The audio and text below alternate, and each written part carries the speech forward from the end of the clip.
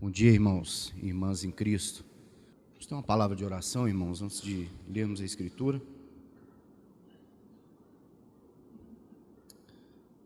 Pai, nós te louvamos nessa manhã, Senhor, e queremos bendizer o Teu nome, render a Ti, ó Pai, toda adoração, todo louvor. Tu és o único digno, Senhor. Muito obrigado por essa manhã que o Senhor nos prepara essa mesa na Tua presença. Te louvamos, porque não éramos dignos, mas o Senhor nos fez dignos em Cristo Jesus. Obrigado porque o Senhor nos recebe na condição de filhos amados do Senhor. Nós te louvamos, Senhor, te bendizemos. Como nosso irmão leu nessa reunião de início, o Senhor nos transportou de um império de trevas para o reino do Filho do seu amor. Muito obrigado, Senhor. Obrigado porque a luz veio em nossa direção. Obrigado porque a luz do Evangelho de Cristo brilhou em nossos corações. Oh, nada disso vem de nós, é dom de Deus. Muito obrigado, Senhor. Agradecidos oramos no nome de Jesus. Irmãos, nesse mesmo espírito de adoração, eu gostaria de convidar os irmãos a abrirem as suas Bíblias na Epístola aos Hebreus, no capítulo 4, vamos ler os 3 últimos versos desse capítulo, o verso 14 a seguir. O texto diz assim: tendo, pois, a Jesus, o Filho de Deus, como grande sumo sacerdote que penetrou os céus, conservemos firmes a nossa confissão. Porque não temos sumo sacerdote que não possa compadecer-se das nossas fraquezas. Antes, foi ele tentado em todas as coisas, à nossa semelhança, mas sem pecado. Acheguemo-nos, portanto, confiadamente, junto ao trono da graça, a fim de recebermos misericórdia e acharmos graça para socorro em ocasião oportuna. Acheguemo-nos, portanto, confiadamente, junto ao trono da graça, a fim de recebermos misericórdia e acharmos graça para socorro em ocasião oportuna. Graças a Deus pela sua palavra. Irmãos, eu creio que todos nós entendemos que essa epístola ela é de um valor muito especial dentro do livro sagrado. Alguns estudiosos dizem que Hebreus é um perfeito resumo do Antigo Testamento, no que nós podemos todos concordar. E o que Hebreus vai nos mostrar é a superioridade da nova aliança, é a superioridade do sacerdócio de Cristo Jesus, que não é outro senão o sacerdócio segundo a ordem de Melquisedeque, que ele é infinitamente superior àquilo que era a antiga dispensação, tanto no seu poder, quanto na sua glória, quanto nos seus efeitos práticos, para com aqueles que recebem pela fé a palavra de Deus, o Evangelho de Cristo Jesus.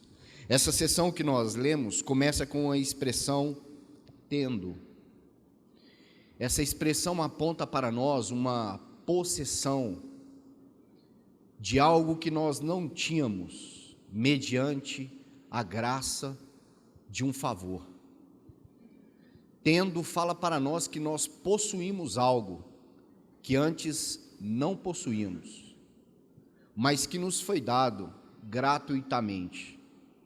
Tendo nos move em possessão, porque agora é nosso, mas também nos mostra que recebemos e não adquirimos segundo os nossos esforços. Foi nos dado de graça. É algo que é meu, é seu, é nosso, é do povo de Deus. Ele diz tendo, porque não tínhamos. Então ele prossegue dizendo: pois a Jesus, o Filho de Deus. É interessante que a Epístola aos Hebreus, ela sempre faz essa referência ao nome Jesus. O Evangelho de Lucas também aparece muito o nome Jesus, dando ênfase à sua humanidade. Então o escritor diz: tendo, pois, a Jesus. Qual Jesus? Esse não é outro, senão aquele que nasceu de Maria, não da vontade dela, não por suas próprias condições humanas naturais, mas ele foi feito filho do homem, segundo o poder do Espírito Santo, naquele vaso, naquela mulher. Esse é o Jesus da manjedoura. O Verbo se fez carne e habitou entre nós, cheio de graça e de verdade. E João diz: e vimos a sua glória, glória como a do unigênito do Pai. Este é o Filho prometido, aquele a quem os anjos anunciaram, que deram aquelas boas novas de salvação. Hoje, em Belém, nasceu um menino, e o seu nome é Jesus, porque Lucas vai dizer: Jesus significa Javé, é salvação. Jesus é esse nome que ele recebeu, como filho do homem, vindo da parte de Deus, vindo dos céus, o pão vivo que desceu do céu, em nada semelhante àquele que os pais comeram no deserto e pereceram. Quem deste pão comer tem a vida eterna. E ele diz mais: esse Jesus, homem, esse Jesus de Nazaré, aos quais chegaram a dizer: porventura não conhecemos os seus pais e os seus irmãos? Esse que tinha por ofício a carpintaria, esse que era o filho de Maria e de José. O escritor aos Hebreus aponta para algo mais impressionante: ele é também o Filho de Deus, porque ele é Deus também. Ele é homem, mas ele é Deus, porque ninguém pode salvar o homem senão Deus. Se Deus não salva o homem está eternamente condenado. Mas esse Jesus é o Filho de Deus. Oh, irmãos, como nós podemos imaginar um cenário desse?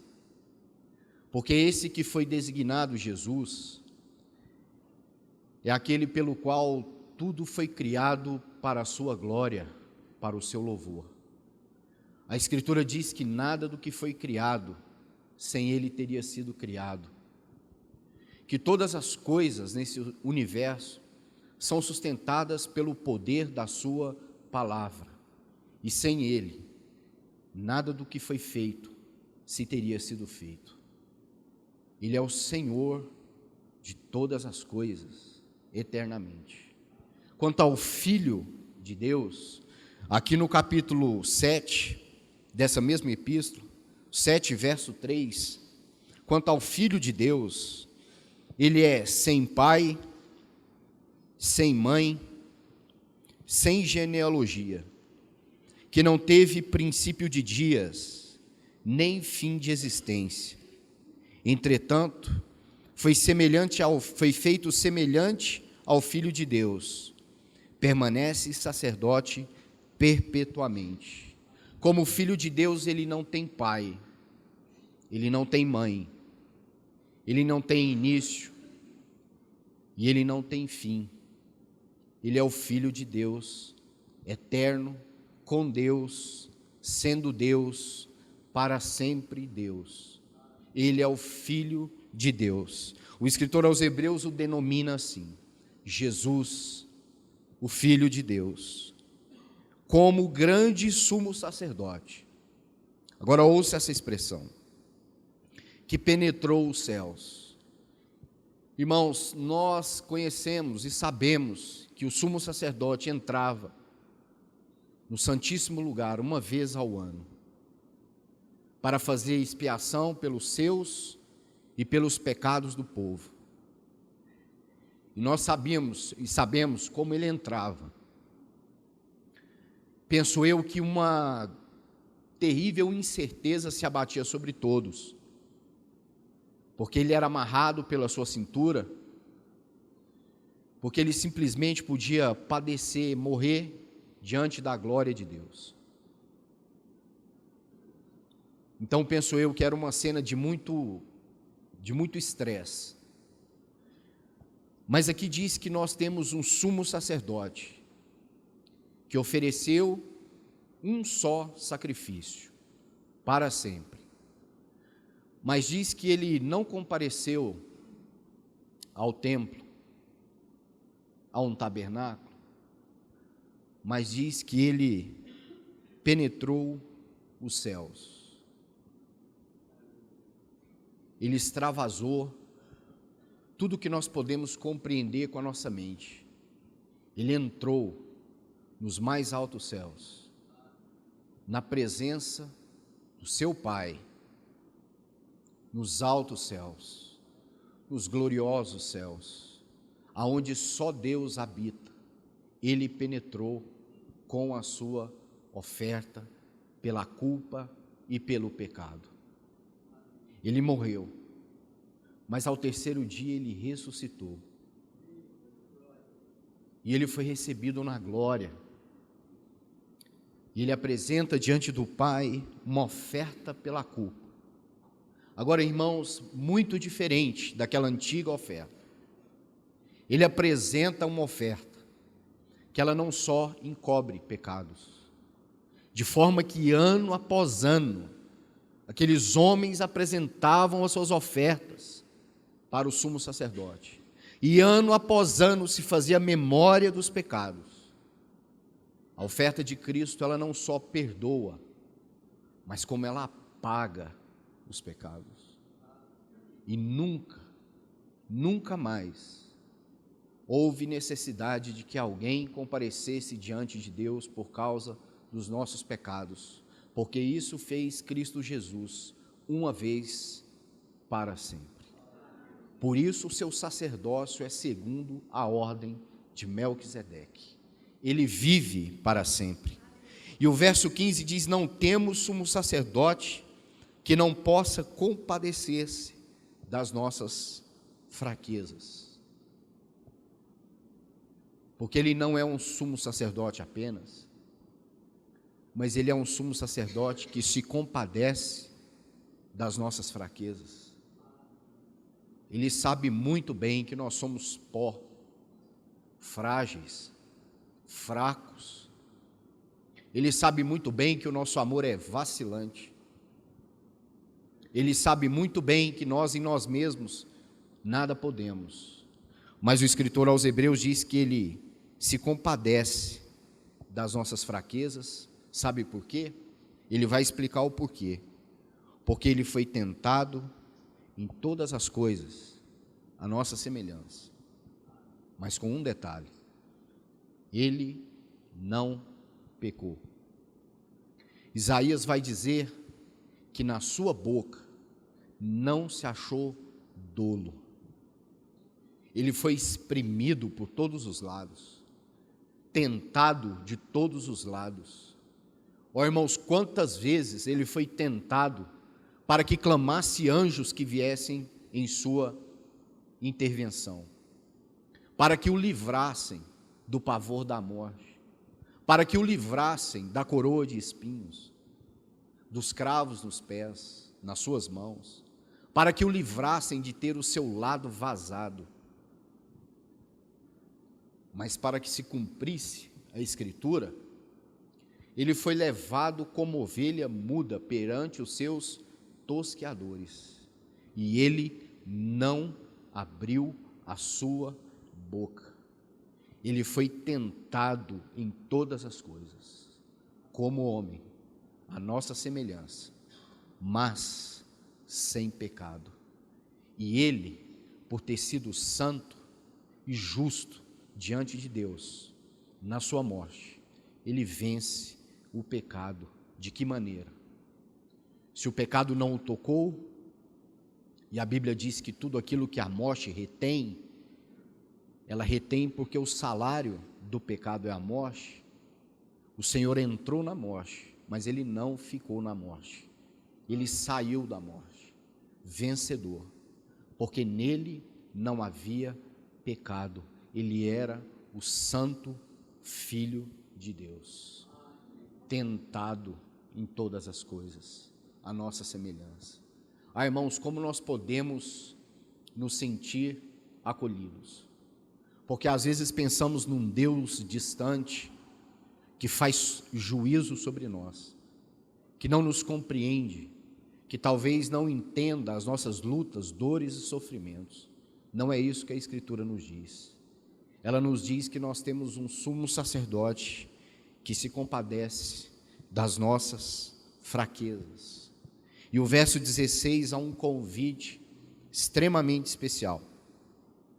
Ele diz assim: acheguemo-nos, portanto, confiadamente, junto ao trono da graça. Essa é uma expressão maravilhosa, porque a ideia que nós temos de trono nos traz sempre aquela ideia de juízo, de governo, de autoridade. Quando nós pensamos nessa palavra trono, essas coisas vêm à nossa mente: juízo, poder, autoridade, governo, todas essas coisas empilham na nossa mente. Irmãos, não que o trono de Deus deixou de ser um trono de juízo, de autoridade, de governo, mas é que agora, porque o sumo sacerdote da nossa confissão penetrou os céus com uma oferta pelo pecado, esse trono agora ele expande um pouco mais. Agora esse trono ele demonstra um aspecto novo. Esse trono agora ele mostra para nós uma nova qualidade, a qual o escritor aos Hebreus chama de trono da graça. Trono da graça. Trono onde nós somos recebidos pela graça de Deus. Irmãos, como nós ouvimos aqui outro dia, quando Jesus ouve aquela voz: tu és o meu filho amado em quem tenho todo o meu prazer. E ele desce do Hermon para Jerusalém, para o Gólgota. Porque, irmãos, o Pai estava plenamente satisfeito em seu Filho. Irmãos, só há um ser em todo o universo que pode olhar para si mesmo e encontrar prazer: Deus. Porque Deus é uma comunhão de pessoas, Deus é uma comunidade de pessoas, Deus é comunhão. Mas sabe, querido, ele era o Filho aprovado de Deus, mas ele não queria ser apenas o unigênito Filho de Deus, ele queria ser também o primogênito Filho de Deus. Por isso o escritor aos Hebreus vai dizer que ele diz: declararei o teu nome aos meus irmãos. Ele subiu aos mais altos céus, e agora o trono de Deus é um trono de graça, é um trono de amor, é um trono de perdão, é um trono de misericórdia. E ele diz justamente isso: acheguemo-nos confiadamente junto ao trono da graça.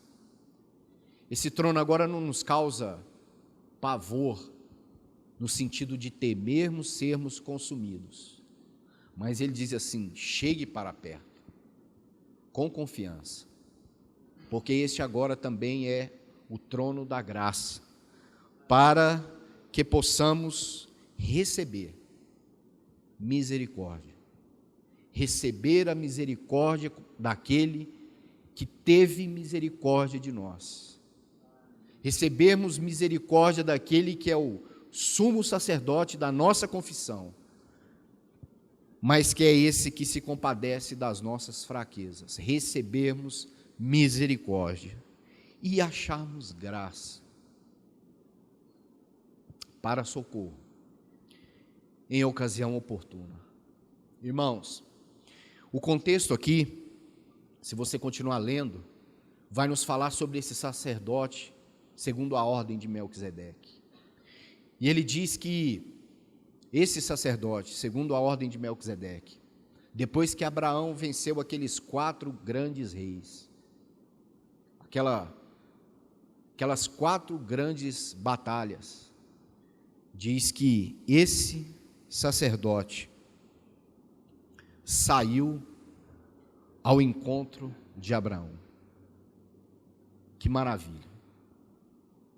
Ele saiu ao encontro de Abraão, ele foi até Abraão, assim como ele vem também a nós nessa manhã.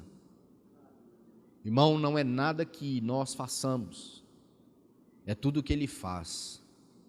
Como nós louvamos nessa manhã, dizendo que o amor do Senhor é vencedor. Porque, irmãos, ele se compadeceu de nós de uma maneira tal, porque João não consegue palavras para descrever a maneira como ele nos amou. Ele chega a dizer com essas frases: Deus amou o mundo de uma maneira inexplicável, insondável, incompreensível. Deus amou de tal maneira que deu o seu único filho.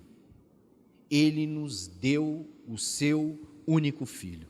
Como disse o escritor aos Hebreus, nós temos Jesus, o Filho de Deus, como nosso eterno sumo sacerdote.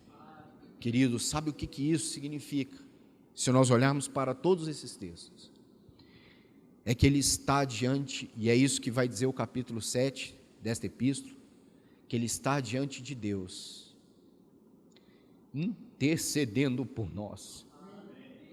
Quando você abre o Evangelho de João e lê aquela oração do Senhor, aquela oração foi feita no templo, mas, irmãos, ela é extremamente valiosa para nós. E se nós tivéssemos só João 17, nós diríamos: o Senhor orou por nós, graças a Deus por isso. Mas, irmãos, ele vai além. Ele está diante de Deus agora, intercedendo por nós, à destra do trono da majestade de Deus, que é para nós também agora um trono de graça, um trono onde eu e você podemos entrar com confiança para encontrarmos misericórdia e graça para socorro em tempo oportuno. Ó, irmãos, pense sobre esse assunto de estarmos diante do trono de Deus para encontrarmos essa graça, esse socorro, essa misericórdia para o tempo que nós estamos vivendo, para a hora que nós estamos vivendo. Eu sei, irmãos, que se nós abríssemos aqui para que cada um dos irmãos desse o seu depoimento sobre a sua semana, todos nós teríamos muitas lutas para compartilhar, muitas guerras das quais nós só passamos por elas porque o Senhor esteve ao nosso lado. Muitas lutas que nós pensamos a desesperar da vida, como Paulo diz, mas graças a Deus, assim também que foi com Abraão, o sumo sacerdote da nossa confissão sai ao nosso encontro, nessa manhã, nessa mesa tão simples, nesses elementos tão simples. Irmãos, e essa simplicidade deve cativar o nosso coração, porque nós somos uma sociedade do espetáculo. Nós nos fixamos naquilo que é espetacular, naquilo que causa espanto à vista. Mas olhe para este cálice e olhe para este pão. Este cálice apontando para o seu sangue derramado na cruz, sem reservas. Gotas de sangue. As suas costas abertas, o seu lado furado, suas mãos perfuradas, os seus pés, a sua cabeça, o sangue do Filho de Deus vertido na cruz. Por isso que diante da cruz nós encontramos não só a vitória contra o pecado e o perdão pelo pecado, mas nós encontramos para sempre uma mensagem: Deus triunfou dos seus inimigos na cruz de Cristo. Por isso Paulo diz assim: um escrito de dívida que era contra nós, ele cravou na cruz. Sabe o que Paulo está dizendo e conclamando? O silêncio dos nossos acusadores. Ele escreve: não há acusação para os que estão em Cristo Jesus. cálice os nossos inimigos. E olhamos para este pão e vemos o seu corpo dilacerado na cruz por amor a nós. Irmãos, o que ele tinha? Absolutamente nada. Até as suas vestes lhe foram tiradas. Ele não tinha uma casa, ele não tinha um túmulo, ele não tinha nada. Mas ele era Deus, Senhor sobre tudo e todos, a quem pertence a glória para todo sempre, aquele que criou os céus e terra, e dele é o domínio, mas ele abriu mão, por um momento, por amor de mim e por amor de você, e lhe tiraram tudo, absolutamente, para que ninguém pudesse o acusar de ter apego a nada, nem mesmo a sua divindade, mas graças a Deus. Como diz um santo do passado, enquanto ele morria, ele vencia. Enquanto ele abria mão, ele conquistava. Enquanto ele descia, ele subia. Enquanto ele perdoava, ele libertava. E graças a Deus por Cristo Jesus, como diz o apóstolo. Como lemos nessa manhã, nós não podíamos mudar a nossa sorte. Nós estávamos num cativeiro de trevas, presos pelo poder do pecado, encerrados debaixo de condenação. Porque, como diz o apóstolo, todos pecaram, todos estavam encerrados na desobediência. Mas aleluia, irmãos, o nosso Deus desceu em Cristo Jesus, o seu Filho, e proveu para nós uma salvação eterna, que não pode ser abalada por nada nesse mundo. A sua palavra é fiel, e a sua obra é completa, de uma vez por todas, e nós agora podemos comparecer na mesa do Rei. De que maneira? Perdoados para sempre. Por isso, quando Deus nos vê, Deus não nos vê em nós, mas Deus nos vê em seu Filho Jesus. Por isso, irmãos, nós podemos tomar lugar nessa mesa de comunhão. Como diz o salmista, o que nós vamos dar ao Senhor por todo o bem que Ele nos tem feito? O que nós poderíamos oferecer a Deus nessa manhã, como forma de retribuição? Sabe o que Ele quer de mim, de você? Que nós tomemos o cálice de salvação, porque o cálice da ira e da justiça de Deus, Ele bebeu sozinho, porque nós não poderíamos beber, e Ele bebeu o cálice da ira de Deus, para que nós pudéssemos beber o cálice da justiça, do perdão, da misericórdia e da graça de Deus. Meu irmão, eu não sei como é que você está nessa manhã. Eu sei que todos nós passamos por lutas diversas, mas sabe qual é a característica do povo de Deus? Eles têm uma mesa na presença dos seus inimigos. O povo de Deus é um povo que faz festa no deserto, é um povo que está no mundo, mas não é do mundo, é um povo que está no mundo, mas pertence àquele que os comprou com seu sangue. Por isso, nessa manhã, na presença dos nossos inimigos, dos nossos adversários, nós faremos festas na mesa do nosso Rei e do nosso Senhor. Meu irmão, que Cristo Jesus brilhe no teu coração nessa manhã, que nós possamos ver Ele um pouco com mais clareza nessa manhã, que nós possamos tocá-lo em espírito e em verdade. Vamos orar. Pai, nós te damos graças por teu Filho Jesus, Filho de Deus. Quanto a Filho de Deus, sem pai, sem mãe, sem existência, sem princípio de dias e sem final de dias, tu és eterno para sempre, Senhor. quanto a Jesus, esse que morreu pelos nossos pecados. Nós queremos te louvar nessa manhã e te agradecer, Senhor. Queremos nos aproximar diante deste trono da graça, trono de misericórdia, e queremos nos assentar nesta mesa, na presença dos nossos inimigos, e louvar o teu nome. Senhor, em nome de Jesus, nós queremos bendizer o Senhor. Pai, nós queremos tomar esses elementos, Senhor, em fé, em alegria nos nossos corações. Senhor, em nome de Jesus, que cada irmão, cada irmã aqui nessa manhã, olhe para a cruz, veja a glória do sacrifício, veja a perfeição da oferta e alegre o seu coração.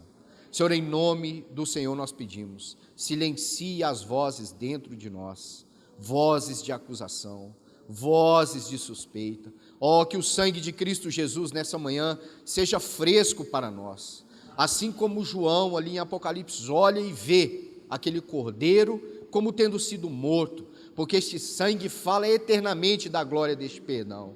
Nessa manhã nós queremos nos alegrar na tua presença.